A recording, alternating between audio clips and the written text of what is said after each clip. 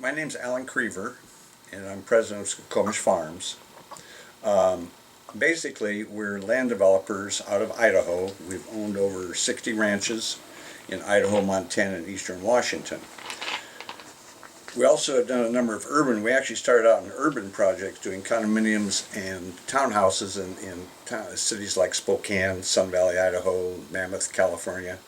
And but we always insisted on owning the land when we did the development, and so it was natural that we would grow into the rural land business. Since then, we moved to North Idaho, and where we stayed in Sandpoint and Coeur d'Alene.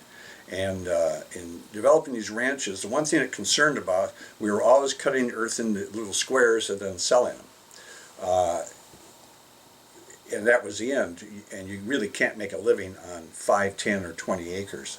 So it's really difficult. So we also got concerned at the same time about so much farmland being swallowed up into urban areas, because the cities have been growing, people looking for jobs, and then the planning department, the planners for the city, keep encroaching into farmland. And we met with planners in England and parts of the United States and also France, and discovered that other countries, other states and other countries had exactly the same problem. So basically what's happening worldwide is that millions of acres are being swallowed up every year into urbanization. And farmers like to be close to cities because it saves on their transportation cost. So we found a college professor in the East who's well known. He's a very famous land planner named Randall Arendt, A-R-E-N-D-T. And we went to Randall. He's written a lot of books on rural subdivisions, on preserving land, and we worked with him to develop the idea about, well, what if we create a farm where there are home sites that you buy like 40 acres, and that's what we did here at Skokomish. So you buy like 40 acres, you have a 5-acre home site, the remainder is in an agricultural easement in perpetuity, and that is farmed for you as the owner, and at the same time, you have a place to live, and so it's very safe and secure. Skokomish Farms itself, one of our former land employees called us from Seattle in 2007. He said, there's a very interesting farm over here I think you should come and take a look at. And I said, why, Paul? What's the deal on the farm? He said, well, it's got very unusual soils. He says, not for sale. It's going into a wilderness conservancy to be turned back to forest, which is what it originally was. So we came over and looked at, and there were so many rumors about this part of the Olympic Peninsula and the 2 rivers that flow through our property that we made an offer which bettered the Conservancy's offer, and on the basis that we would farm it. And then we told the sellers that, fine, but we need all the time. We'll give you a sizable deposit. It's refundable, but we need all the time that it takes to find out about these rumors, that they're true or not. The Skokomish River is termed the most flooding river in the state. Well, it's media hype. I was managing editor of a military newspaper, so I know what media can do. We found out that the Skokomish River floods 3 to 4 times a winter, usually about 4 feet. And then the record flood of all time that we could find was 1952. The flood was 12 feet. Well, the other rivers, as if you live in western Washington, you know they flood every time 12 to 14 feet plus or more. So anyway, that was one rumor by the wayside. What's that? It's that little concrete hut back there. And what it is, it's a U.S. Geological Survey station that measures the height of the water and the speed of the water every hour, and you can catch it on your computer from anywhere in the world. But the other rumors, we were concerned about the soils, so we took actually from March of '07 until year end of '08 to get rid of all the rumors.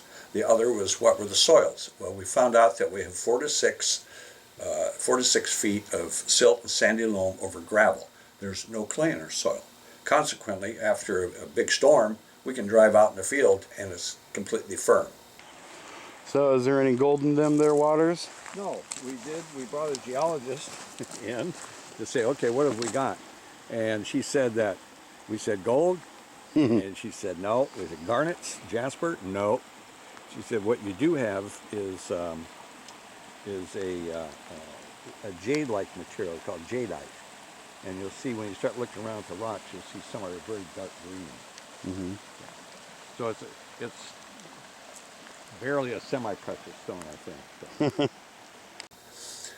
Well, this time we started really falling in love with it, and decided that it was. So we agreed to close the purchase, and then with Randall Arendt's help, he visited the place and spent several days here, and so he designed our land plan for us, where we created 18 40-acre parcels, and 18 40-acre parcels, and then with each owner having a 5 plus or minus acre home site. The remainder is into like a giant ag cooperative where the owners can work on the farm, but they don't have to. It's your choice. The income to the farm right now is strictly from hay, and it nets us with a couple federal programs that were in USDA programs. We have a net profit of a little over $40,000 a year. We bought a small cattle herd of 12 mother cows and one young bull in Montana last year, and so they now have produced 6 calves this winter. Not the best time, but we couldn't control the bull. These cows are called British White Parks, and they're a rare cow in the U.S. The history is the Romans took them to Great Britain in the late BCs, and there were no fences. Immediately the cows took off and were gone for like 3 to 4 centuries. And then by that time, nobility and the royals had come in, kicked the Romans out, and they went ahead and the nobles came to the royalty and said, "We've got these cows in our woods. Can we keep them?" And the royals said, "Yes, you can keep them if you put them into parks," and that's why they became British White Parks. They're very curious cows. They're not aggressive at all, and they're what they call a mid-sized cow. Now, the one thing is, the interesting thing about the cows, they call them a survivor breed because they had to survive those centuries by themselves, and consequently, they calve themselves and they wean themselves. Oh, really? They require actually very little care. Another interesting thing about the herd is that they form a nursery. So these little calves may not nurse in the same mother. Oh, really? There'll be 3 or 4 mother cows that will take care of all the little ones. The nursery itself, yeah. Wow. The other thing that appealed to us, we did a lot of research on this breed before we bought it, and we found out that the beef is some of the best beef you can get. It's got very little marbling, and so it's not a fatty type beef at all. And we're raising this herd is strictly for breeding. It's not to start selling cows off, right, or butchering them. So what happens when you have enough from the breeding? When we get to 100 head, then we'll begin moving. And before that, any bulls we get beyond the first 1 or 2 bulls to go with ours, then those we would raise for 2 or 3 years and sell off. Mm-hmm. First of all, to the owners. But after the herd's at 100, then... Right. Then we'll start selling. Okay. And so let's say we're off to the races. Our owners, in phase 1, we had 8 parcels, which were all sold. In phase 2, which we need a bridge to cross the river, to cross the North Fork of the Skokomish River, and we just got the permit approval from Washington State's Department of Ecology. So now we're ready to start. On the other side, we have 10 parcels, and of which 7 of those already have pending sales. So I think that is kind of bringing you up to where we are today.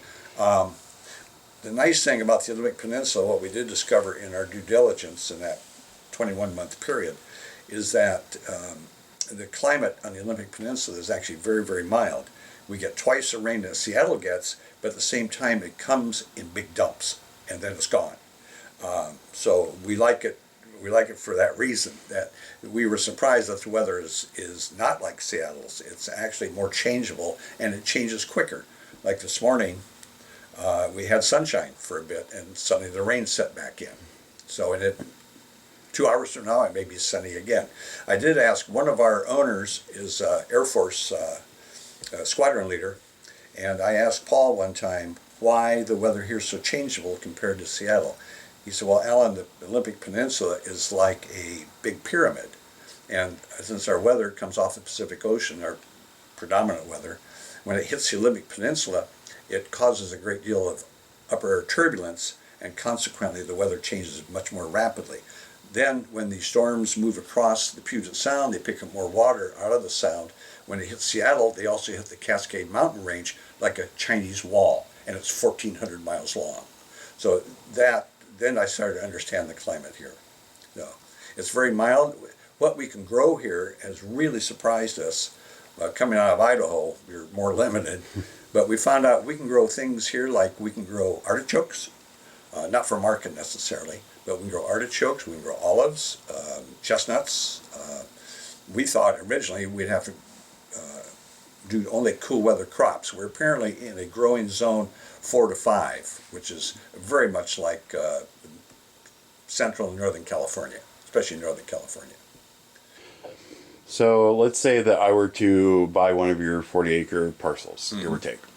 And 5 acres of it is something that I can build on, my house, that kind of stuff. The other 35 has to be set aside for farming. Now that's farming that I can do. What if I don't do farming? Well, you don't have to farm. We'll farm for you. Oh, really? Yeah. And some of the land, like the one we selected to live on ourselves, isn't good agricultural land. And it's mostly river. And but at the same time, we have an equal share in our land that's in the ag easement. It doesn't matter what's produced on it.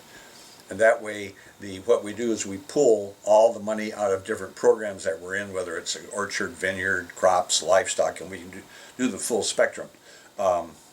We then divide, the money goes into a pool, and then when the owners determine that the net profit should be dispersed, then we go ahead and do it on how many acres do you have in the ag easement. And some people, like we have a doctor and his attorney wife who kept 20 acres. And so they will have a 20-acre share.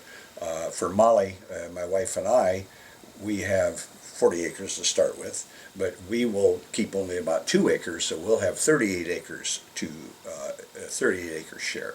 So it's up kind of to the individual owner. So you have, what, a little front loader? Yep, it has a backhoe. And backhoe on it? Yeah. This is not the major tractor for the farm. That's more our greenhouse tractor. And this is for gathering up the hay? Yeah, or just moving. Back blade, and then we have the forks for the front. No, this. Oh, that's a cultivator. And what does that do? It scratches the earth. Different heights on it. Then we have a rototiller. Even though for most parts we'll be practicing no-till. Right. Always the best method. And your wood chipper. This thing is pretty.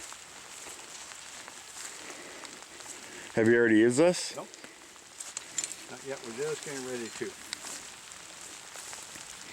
And so all of these machines are available for any of your residents to use, borrow, Correct.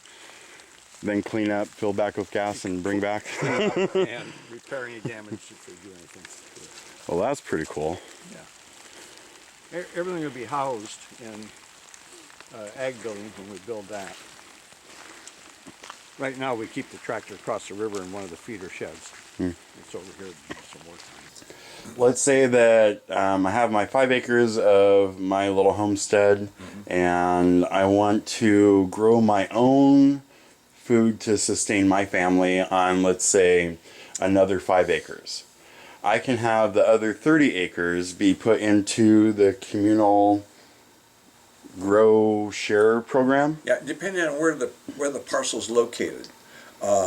We do need pasture for the animals because we plan to run sheep, pigs, cows, and we're using the same system that Joel Salatin at Polyface Farms in Virginia uses of cross pasturing, what they call mobbing or managed intensive grazing. So that means everything is in movable fences and it stays within a container. Like we move a cow herd into 1 acre of land for 24 hours, 1 acre of hay for 24 hours. They eat everything.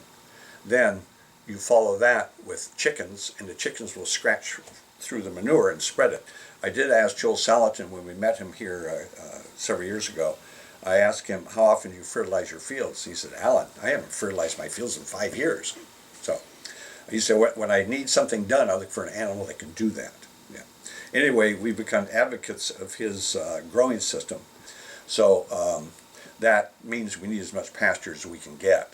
So if you kept out 10 acres, then yes, you would have a 30-acre share. Okay. If you have an idea, like you want to raise a particular type of horse that would benefit the farm, then fine, the owners association can make more land available to you and just take a small percentage of the share of the profits that you create. What if I want to have my own horses or sheep or cattle or something like that in my little section that I have?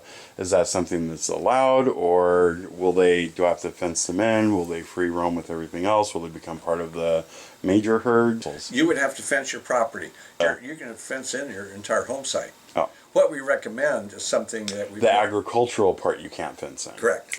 We have some advice for fences, and that is using New Zealand, the flexible type, which is a very hot fence, and at the same time it looks good and you can see through it. No barbed wire. None. So, and we have few, when you read our covenants, which we call the charter, the covenants are pretty easy. We don't care if you build 600 square feet or 6,000. The requirement, actually it's a county requirement, is that you have to have an indoor sprinkler system.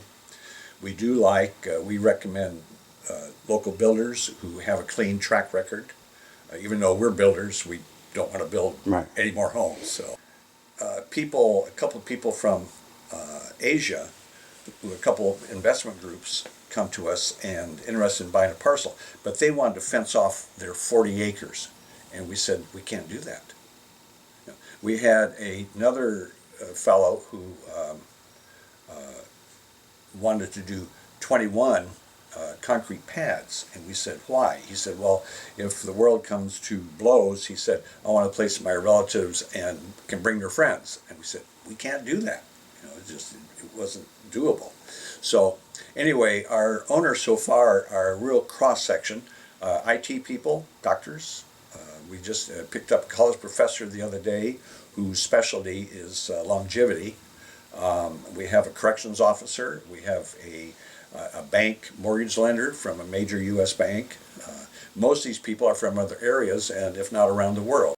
It's a real mixed group of people. Right. And average age is probably, I'm going to say early 40s, up as high as almost 80. So what do we have here on the table? Okay. What we have is Randall's original drawing of his of the site plans, and we followed this pretty closely. I also, because of the rivers, we have 2 rivers that flow through our property. One on our east, south, and west side, we have the Skokomish River, which is a large river with no flood control, except our elevation at the river is about 35 feet above sea level.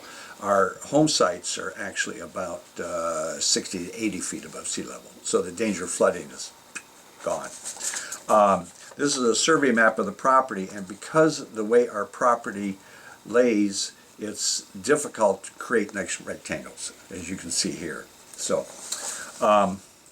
then when we were doing our due diligence, we also tested the soils to see exactly what the soils were. So the soils on the east side, let me add one more thing here, be a little confusing. It's fine. We have another river, the North Fork of the Skokomish River, which does have flood control on it, which comes right down through the center of our property and breaks up the east half from the west half. The farm itself is about almost a mile deep from north to south, and it's about 2 miles wide, and it's about 750 acres all total. Wow. So in going through and doing our soil test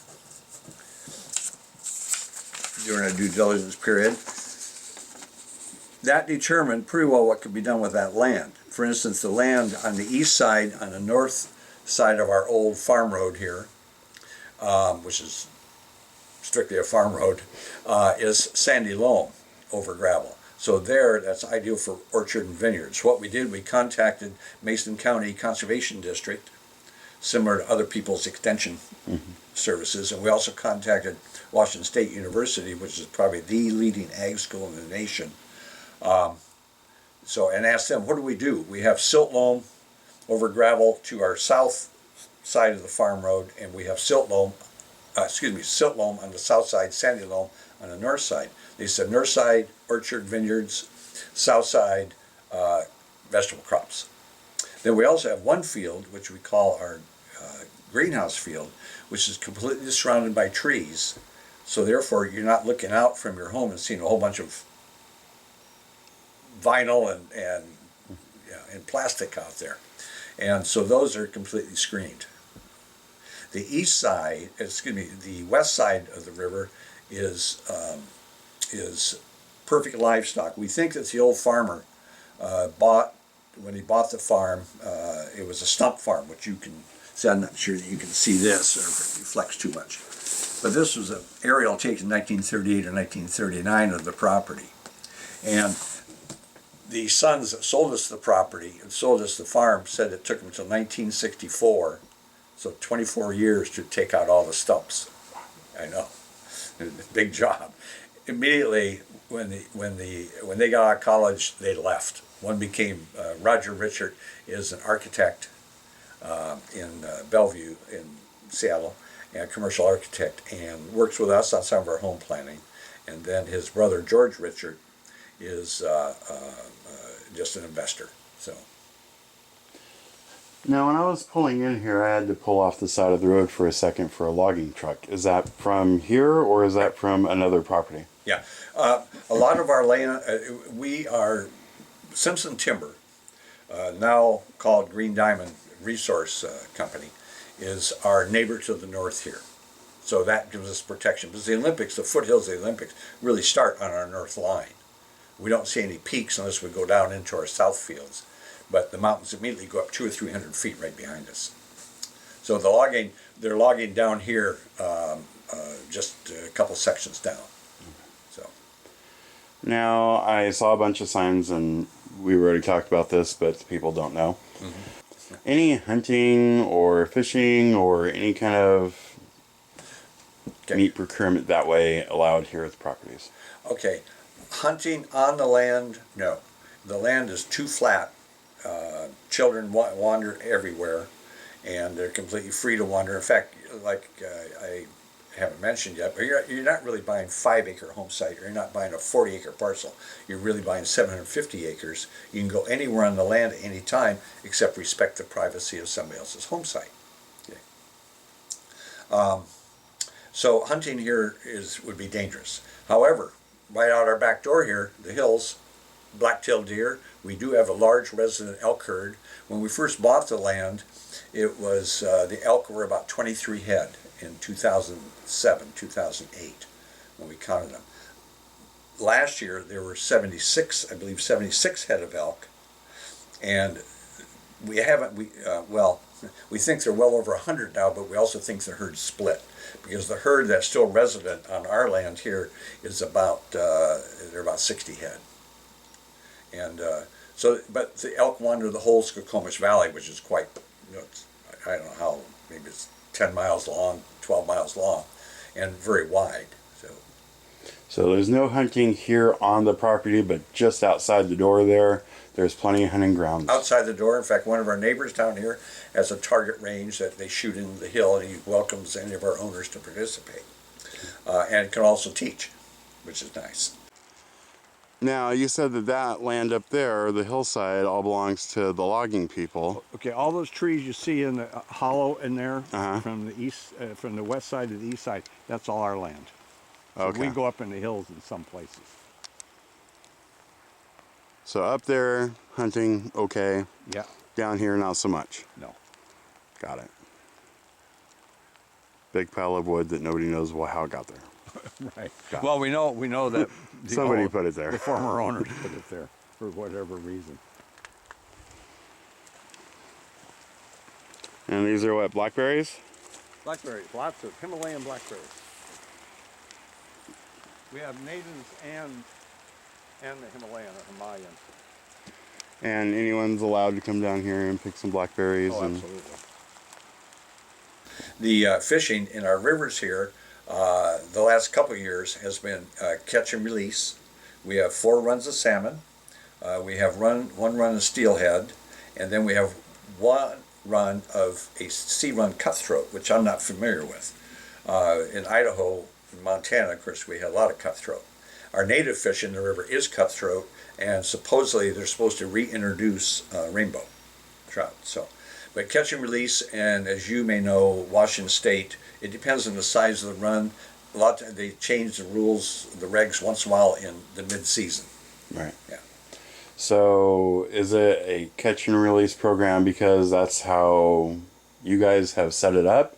Or are we talking about just for Washington State laws? No, we're talking Washington State law. The one thing we did notice this year, and we're going to ask about it, the run of chum, of pinks, was so large. In fact, we still have a lot of eagles here.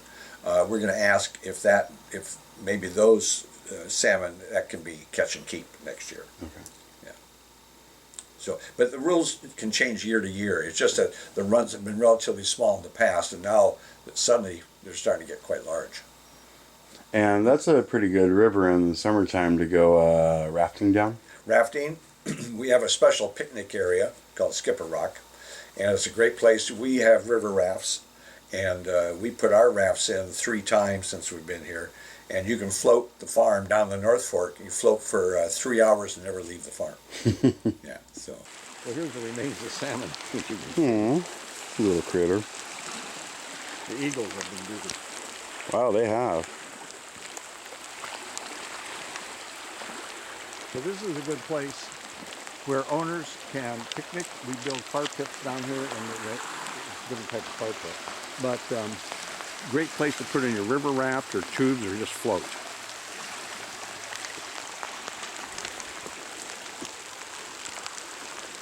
Now, how far up the road or up the water there can you go and drop in if you want?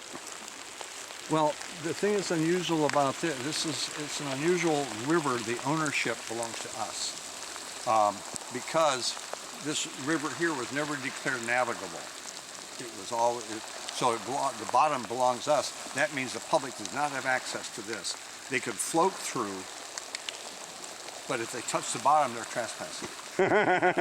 So if they fall out of their tube. Right. So, like, can I go up to Union or the Hood Canal and drop in there on an inner tube and then just float down here? Well, it'd be the opposite. You could go up river here and float down through here in a tube. But where does But this start? It's 8 miles to the closest. It's actually, comes out of Lake Cushman. No. So this is one of the rivers that flows out of the national park. Yeah. Cool. But the public access is about 8 miles up the river. So I could go 8 miles up the river and then spend a day on an inner tube floating down, get back home. Yes. As long as you didn't touch the bottom or come ashore. Right. So this here is not part of the river. This is your own little pond. Yep. So do you stock this with fish or? Not yet, but we can. And the nice thing for the owners, this will be catch and keep. And we can stock it with We need to stock it with a native fish like rainbow or cutthroats, Right. but we've done that before. And these first two ponds are for the owner, so this one is ideal for children, and the next one also, so we'll build a couple decks down here. They can Oh. float, raft around safely. Sure. Yeah. Little But- canoeing or swimming in, or Right. It's up to 12 feet deep in some places. oh wow. The last three ponds are more wilderness, and we're keeping those for river beaver, river otter, swan. We've seen swans in there.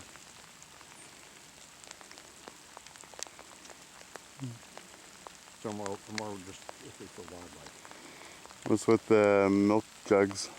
Oh, we're pulling water out of the pond right now for use in this residential trailer. Oh, I see. Right there in the yep. Well, that's cool. Yeah, the residential trailer won't be to live in, even though Molly and I are living there now. It will be for, we'll paint it barn gray and put a roof over it. And it'll be for farm workers to rest up, Sure. eat.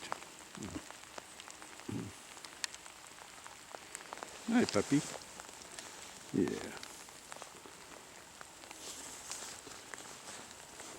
What's this? Oh, it's a, Swing hammock? yeah, hammock.